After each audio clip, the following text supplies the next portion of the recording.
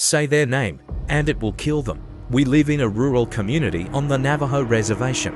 My aunt and her two brothers were home alone while my grandparents had left for the evening to attend a chapter house meeting. They were in the house, and like many people from the reservation, they didn't have electricity.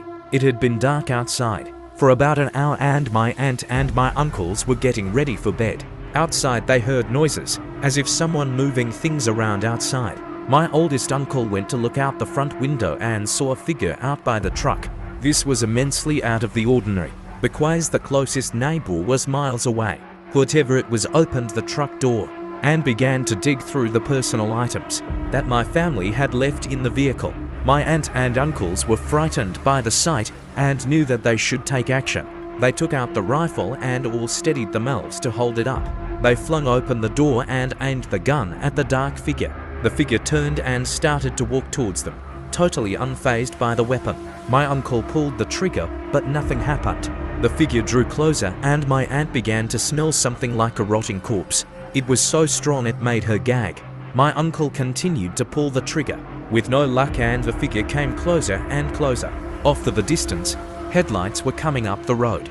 My grandparents were returning. The figure looked toward the lights and started to move away and tucked itself behind a tree near the house. My oldest uncle ran toward the truck with the gun. My grandfather got out of the car and my uncle pointed to the tree.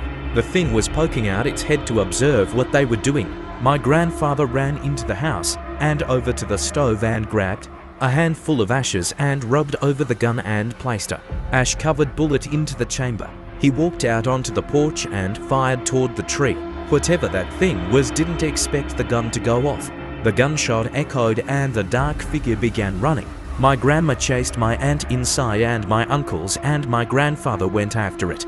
There weren't many roads or paths, so as my grandfather and uncles chased after the figure, the truck was bouncing and the headlights were not fixed on one particular spot. My uncle swears that whenever the headlights would hit the figure he saw a woman. Not only that, whoever it was running on all fours like a bear. My grandfather eventually stopped the truck, and as they neared the ditch that drops about 20 feet, he got out and began to yell in Navajo.